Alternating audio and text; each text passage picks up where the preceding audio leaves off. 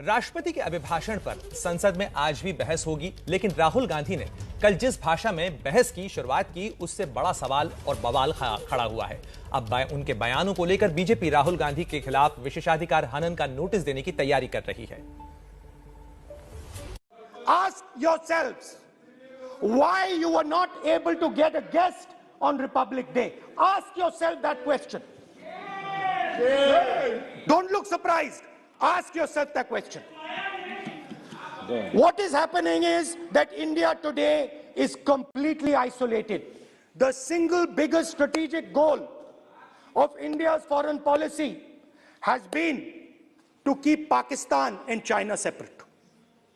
This is fundamental for India. And what you have done is you have brought them together. You can see that China has a clear-cut plan. The foundations of their plan have been put in place in Doklam and in Ladakh. बुधवार को संसद में राष्ट्रपति के अभिभाषण पर चर्चा की शुरुआत करते हुए राहुल गांधी खूब बोले। घरेलू राजनीति से लेकर विदेश नीति तक पर सरकार को घेरा, लेकिन अब ये अपने ही बयानों पर घिरते नजर आ रहे हैं। राहुल को सबसे करारा जवाब मिला विदेश मंत्री एस जयशंकर की तरफ से, वो भी तथ्यों के साथ। राहुल गांधी ने लोकसभा में आरोप लगाया कि यही वो सरकार है जिसने पाकिस्तान और चीन को साथ कर दिया है। संयोग से इतिहास के कुछ तथ्य दर्ज है। 1963 में पाकिस्तान ने गैर कानूनी तरीके से शख्सगाम वैली चीन को सौंप दी। चीन ने 1970 के दशक में पीओके के जरिए काराकोरम हाईवे का निर्माण किया था। 1970 के दशक से दोनों देशों के बीच करीबी परमाणु सहयोग भी है। साल 2013 में चीन पाकिस्तान इकोनॉमिक कॉरिडोर की शुरुआत हुई तो खुद से पूछे कि क्या तब चीन और पाकिस्तान दूर थे? एस जयशंकर ने गणतंत्र दिवस समारोह में विदेशी मेहमानों के शामिल न होने के राहुल के आरोपों का भी जवाब दिया। जो लोग भारत में रहते हैं वो जानते हैं कि हम एक कोरोना लहर के बीच हैं। मध्य एशिया के जिन 5 राष्ट्रपतियों को यहाँ आना था, उनके साथ एक वर्चुअल बैठक 27 जनवरी को हुई थी। क्या राहुल गांधी उसे मिस कर गए? He has no directionless speech. कोई सोच नहीं था। कुछ पॉइंट लिख के आए थे, कोई बताया है उनको, ऐसे बोला है। भारत एक देश ही नहीं है बोलते हैं। इनको सांस्कृतिक भारत का कुछ परिचय भी नहीं है, ना भी अक्ल नहीं है, तो पूरा उनका वो बुद्धिहीन है, इतना ही मैं बोल सकता हूँ। मैं समझता हूँ कि राहुल गांधी चाइना की कठपुतली जैसा अपने को दिखा रहे हैं। अपने भाषण में राहुल गांधी ने लोकतंत्र के सबसे मजबूत स्तंभ न्यायपालिका पर गंभीर सवाल उठा दिए हैं। The judiciary, the election commission, Pegasus, these are all instruments of destroying the voice of the Union of States. When you apply Pegasus on an Indian politician, when the Prime Minister personally goes to Israel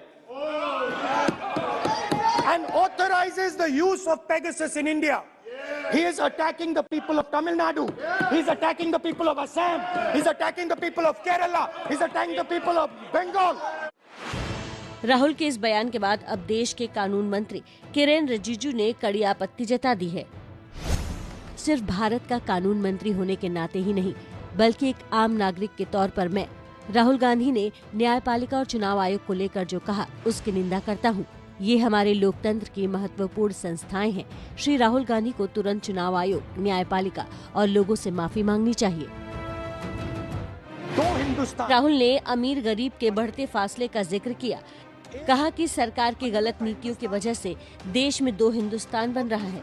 इस पर BJP ने सवाल दागे।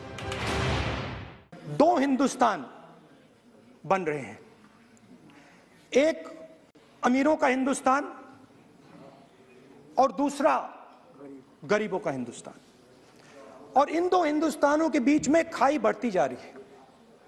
आपने अभी देखा होगा, गरीब हिंदुस्तान के पास आज रोजगार नहीं है। उन्होंने कहा 2 भारत है। कौन सा भारत इन्होंने दिया था? 2014 में जब मोदी जी को ये भारत दिया था, तो उस समय आज़ादी के बाद भी देश के 18,000 गाँव में बिजली नहीं थी। उस समय देश के गांव में शौचालय नहीं थे, लोगों के पास आवास नहीं थे। 2 करोड़ हम आवास प्रधानमंत्री का बनाए हैं 7 वर्षों में, गरीबों को आवास दिया है। अगर उस 2 भारत को बनाने का काम किया था तो कांग्रेस की सरकार ने किया था। राहुल ने संसद में खड़े होकर सरकार पर भेदभाव करने के भी आरोप लगाए। इसके लिए गृह मंत्री अमित शाह का उदाहरण दिया।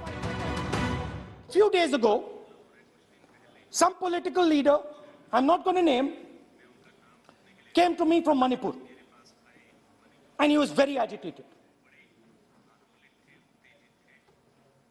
I spoke to him. I said, "Why are you agitated, my brother?" And he says, "Rahul ji, I have never felt as insulted as I have a few days ago." I said, "Why?" He said, "Rahul ji, a delegation of Manipuris, political leaders, senior leaders went to see the Home Minister. Outside his house, we were told to take off our shoes. And when we went inside his room, we found that the Home Minister was wearing his chappals." अब असम के मुख्यमंत्री हेमंत बिस्वा ने राहुल के इन आरोपों का जवाब दिया है। शर्मा ने ट्विटर पर लिखा, श्रीमान राहुल गांधी, जो शख्स असम के नेताओं के सामने कुत्तों के बिस्कुट को खिलाना पसंद करता है और फिर उन्हें वही बिस्कुट खाने के लिए देते हैं, ऐसे व्यक्ति को राजनीतिक शालीनता के बारे में बात करने का अधिकार नहीं है। आलाकमान की मानसिकता कांग्रेस की है, इसे भारत की जनता अच्छी तरह जानती है। आपको बता दें कि पिछले साल असम चुनाव के वक्त जब राहुल के कुत्ते पर चर्चा गरमाई थी तो हेमंत बिस्वा शर्मा ने ही नेताओं को कुत्ते वाली बिस्किट ऑफर करने का खुलासा किया था। खैर जो भी हो, सत्ता पक्ष और विपक्ष के बीच इस बार पलटवार से साफ जाहिर है कि आने वाले दिनों में ये नोकझोंक और बढ़ेगी, क्योंकि संसद से उठी आवाज सीधे उन चुनावी राज्यों के वोटरों तक जाएगी जहां नई सरकार का फैसला होना है। You will never ever rule over the people of the states of India. Rahul Gandhi के राष्ट्रपति अभिभाषण पर दिए बहस और के बयानों के बाद जिस तरीके से सियासत गरमाई हुई है, उसको लेकर बीजेपी खास तौर पर बेहद आक्रामक और हमलावर है।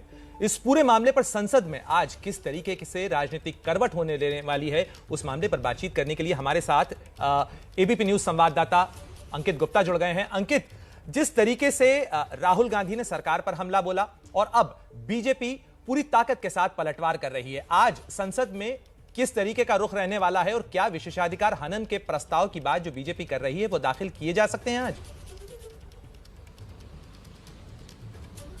जी बिल्कुल प्रणय, ये हो सकता है क्योंकि बीजेपी में कल शाम को इसको लेकर के चर्चा हो गई है। लेकिन जिस बात का आपने जिक्र किया ना कि राहुल गांधी के इस बयान के बाद आज क्या हो सकता है, इसका मतलब साफ है कि आज कल जिस तरीके से बीजेपी के नेताओं का जो रिएक्शन सामने आया है, आज संसद के दोनों सदनों में, फिर चाहे वो राज्यसभा की बात हो या लोकसभा की बात हो, संसद के दोनों सदनों में इस मुद्दे पर हंगामा हो सकता है। और संसद भवन के अंदर ही नहीं, संसद भवन के बाहर भी हमको कई तरीके के बयान देखने को मिलेंगे अब से कुछ देर में, क्योंकि बीजेपी अब तक जो है पेगासस जैसे तमाम मुद्दों पर विपक्ष घेरने की कोशिश कर रहा था। कांग्रेस लगातार इस मुद्दे को उठाने की कोशिश कर रही थी, लेकिन अब कल राहुल गांधी ने जिस तरीके से लोकसभा में ये भाषण दिया है, ये जो बयान दिए हैं, उसके बाद में अब बीजेपी को भी फ्रंट फुट पर आने का मौका मिल गया है। क्यों? क्योंकि बीजेपी ये कह रही है कि राहुल गांधी ने इस तरीके के बयान देकर के जो संवैधानिक संस्थाएं हैं उनका भी अपमान किया है और इतिहास का वो जो जिक्र कर रहे हैं चीन और पाकिस्तान के संबंधों का, तो वो अभी का नहीं है, उस दौरान का है जब नेहरू जी और इंदिरा जी प्रधानमंत्री थे। यानी कि राहुल गांधी को इतिहास का भी ज्ञान नहीं है। तो एक तरह से अब बीजेपी हो या जो है राहुल गांधी समेत जो तमाम विपक्षी पार्टियां आमने सामने हैं। बिल्कुल अंकित, आप नजर बनाए रखिएगा इस खबर पर और संसद में देखेंगे कि किस तरीके से इस पूरे मामले पर राजनीति आगे बढ़ती है।